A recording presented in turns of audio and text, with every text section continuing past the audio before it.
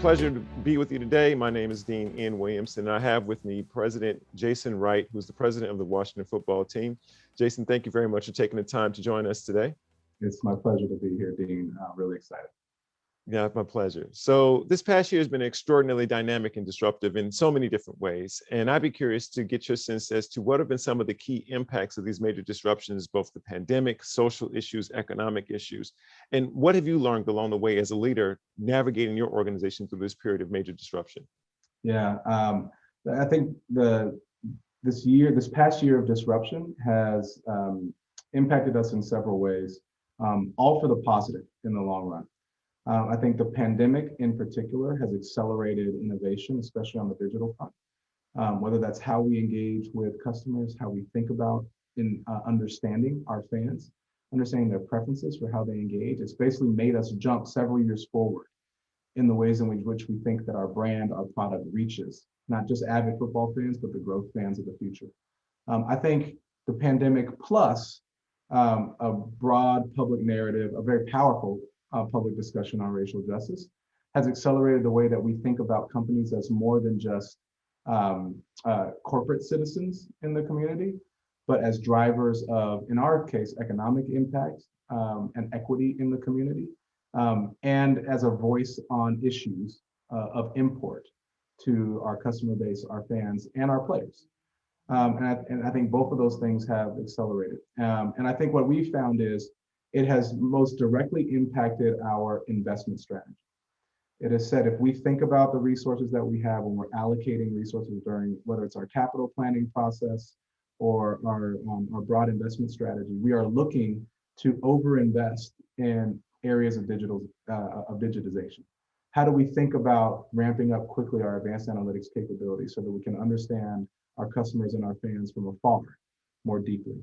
How do we think about investing in our growth platforms, whether that is social media, whether that is in a more integrated interface between our website, our app, and other digital platforms on which we're present, so that we have an integrated experience that people have come to expect by experiencing everything online for the last year.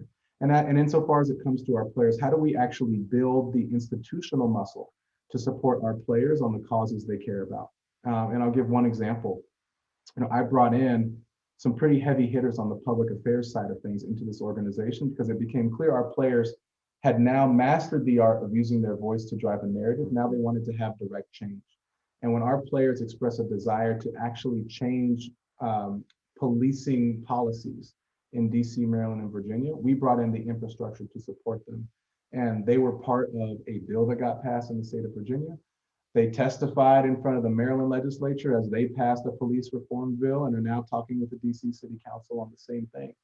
And part of our job on the business side is to put that infrastructure around them. And so it's accelerated a change in how we invest, is how I would describe it. Yeah, it's fantastic.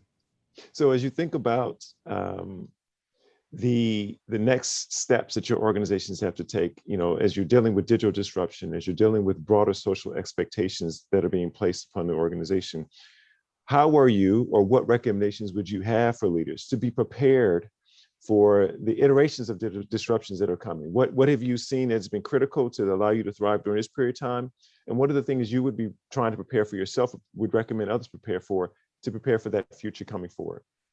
What I would recommend in the face of all this disruption is one word, and that is diversify, but it has multiple meanings. One, I think all this disruption has made it a time where we are forced to innovate. We have to change our products. We have to change the way we engage with customers. We have to shift the way that we invest, and all that requires innovation. And in order to effectively innovate, you need a diverse workforce with a variety of perspectives and able to drive those outcomes. The research tells you that gender diverse leadership teams across corporate America are 25% more likely to be top quartile performers in EBITDA long term. If it's the most ethically diverse leadership teams, they're 33% more likely to be top quartile EBITDA performers across all industries. And that's because the decision-making process is more innovative, because you have multiple different perspectives at the table. And so I think we have to diversify our teams where decisions are made, not just in general, Yeah. but where decisions are made around the business in order to innovate at the pace that disruption is now requiring of us. Otherwise, we're going to be laggards. I think the other thing is we need to diversify in terms of our business. And this is where, what I'm trying to do now is build us into more than a sports franchise, into a broader media and entertainment company. And that's because the way that our customers, our fans, those that engage with our brand want to engage with us is changing very rapidly. And it's not necessarily around the core way they've engaged football in the past. And I think every industry is experiencing this. And so we need different avenues, all of which have real economic value for us and for the economy more broadly.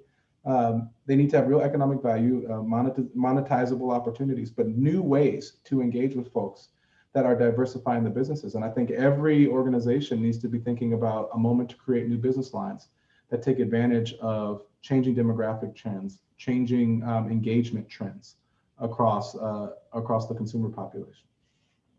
Sounds great. Thank you very much. Jason Wright, president of the Washington football team. Thank you very much for joining us.